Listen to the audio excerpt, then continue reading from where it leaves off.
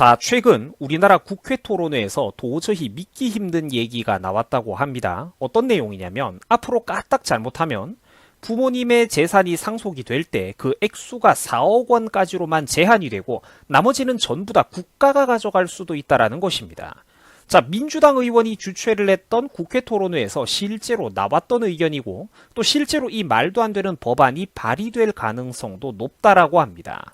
부모님이 고생해가지고 평생 벌어모은 재산을 자식에게 물려주겠다라는 건데 여기에 국가가 끼어들고 있는 거예요. 상속과 증여 액수를 제한하고 나머지는 전부 다 국가가 뜯어가고 또 그 돈으로 그놈의 기본자산제리 뭐니 하는 것들을 만들겠다라고 합니다. 익숙한 단어들이 막 튀어나오고 있죠.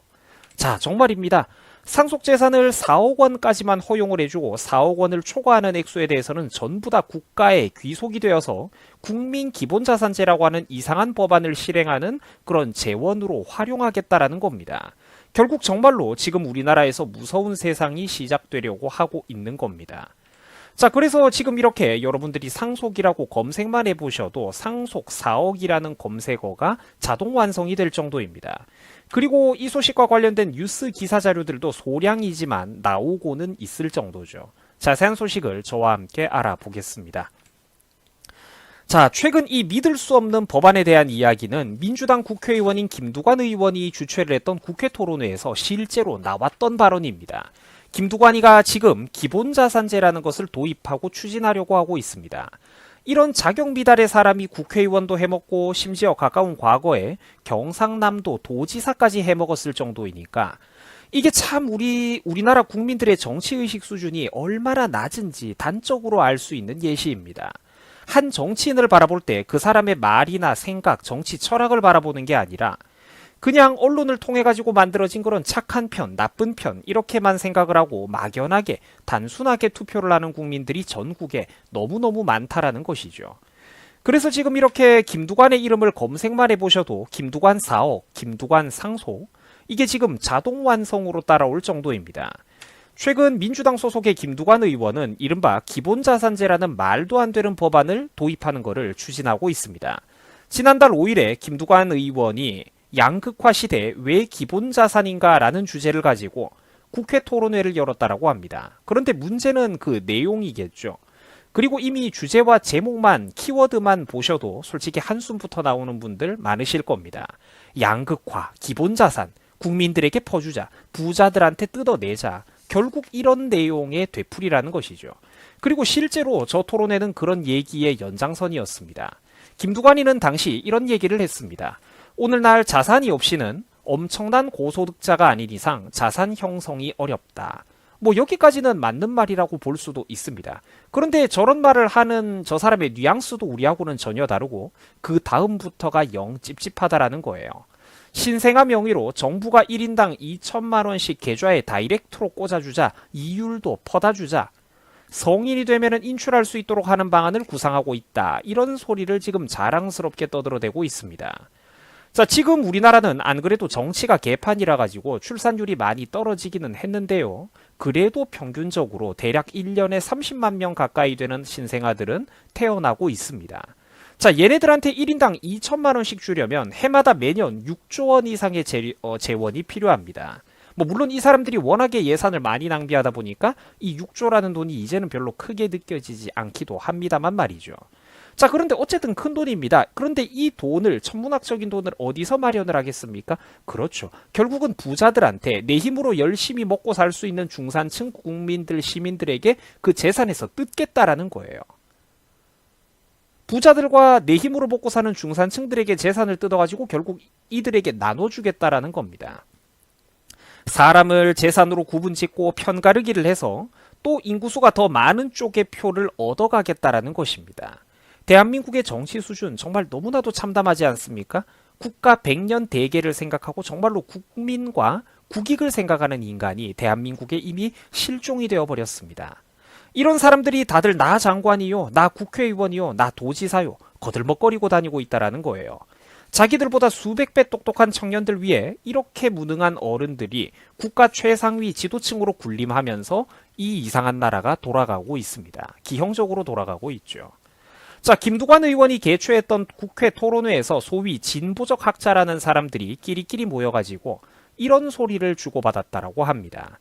기본 자산액을 1억 원으로 설정하자. 이 기준은 지들이 마음대로 잡는 거예요. 그리고 기본 자산의 4배인 즉 4억 원까지만 부모에게 상속 증여받게 하자. 그리고 초과되는 나머지 모든 상속 재산은 국가로 귀속시켜가지고 기본 자산제를 위한 재원으로 활용하면 된다라고 하고 있습니다. 아주 그냥 자기들 머릿속에 낙원을 만들겠다라고 정신 나간 소리를 하고 있죠. 안타깝다라는 겁니다, 여러분. 제가 이래가지고 학벌이나 스펙만 가지고 단순하게 사람을 평가하면 절대 안 된다라고 몇 번씩 경고를 했던 거예요. 우리나라의 대표적인 유명 명문대 가운데 하나인 그런 서강대 교수라는 인간이 저런 소리를 하고 있는 거예요. 근데 저런 식으로 세상 실물 경제를 피부로 체험해보지 못한 이런 학자 타입의 인간들 중에서 생각보다 저런 위험한 생각, 어리석은 생각을 가지고 있는 사람들 엄청나게 많습니다, 여러분. 대학 교수라고 해서 똑똑하고 세상에 통달한 거 절대 아닙니다. 한평생 책상머리 골방에 들어앉아가지고 얄팍하게 만들어진 자기 두뇌 속의 망상만 가지고 정치권에 줄 잘 만나가지고 위험한 생각을 그대로 여과 없이 국회, 정부 부처 장관급으로서 풀어내버리는 인간들 정말 많다라는 거예요. 실물 경제에 대해서 정말 하나도 모르는 인간들 대학 교수, 강단에 엄청나게 많습니다.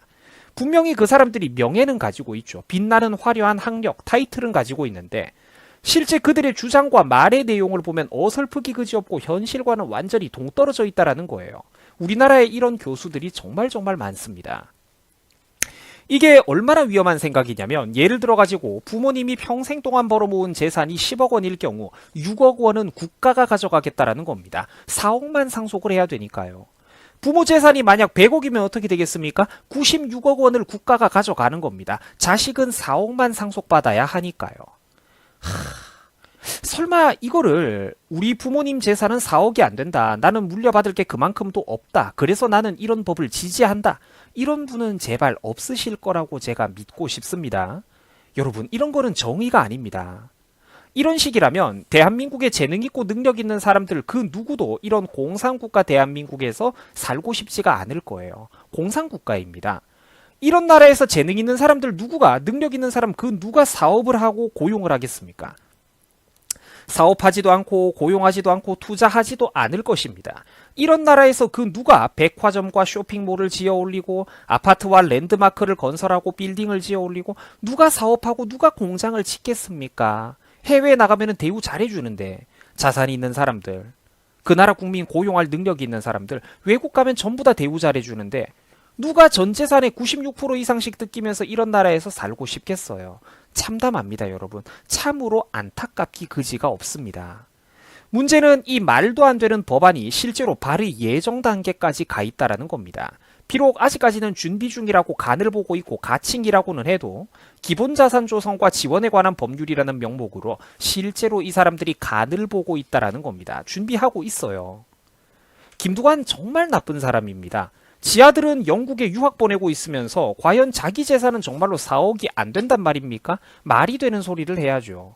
국회의원을 몇 번이나 해먹었고 경남도지사까지 해먹었던 양반이 재산이 4억이 안 된다는 게 말이 됩니까?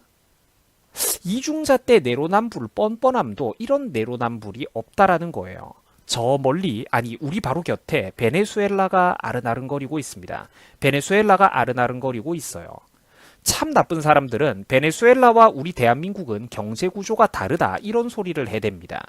자, 근데 저 나라에는 지하자원이라도 있었죠. 우리는 그조차도 없습니다.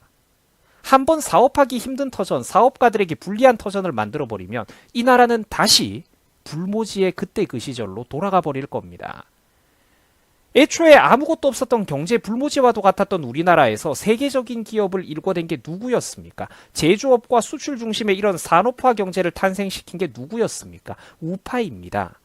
애초에 이 나라는 우파가 지키고 우파가 건설을 했고 우파가 키워 올린 나라입니다.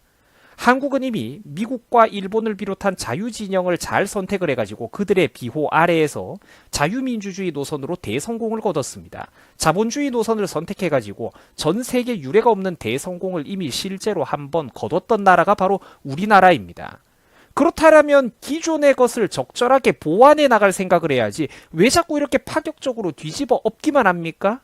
마르크스주의 공산혁명하고 똑같은 발상이죠. 뒤집어 엎는다고 능사가 아니라는 거예요. 뭐 아니면 도, 쫄딱 망할 수가 있다라니까? 애초에 뭐도 없어요, 이거는. 왜 자꾸 이렇게 파격적으로 뒤집어 엎기만 하면서 실패했던 나라들의 실수와 잘못을 그대로 반복하려고만 이 어리석은 나라가 하고 있는 걸까요? 참 안타까운 일입니다. 국민들이 제발 지금이라도 정신을 차려야 되는데 사실 한편으로는 이게 원래 우리 민족 본연의 위치로 돌아가려고 하는 것 아닌가 이런 생각도 제가 듭니다. 여러분 수고하셨습니다.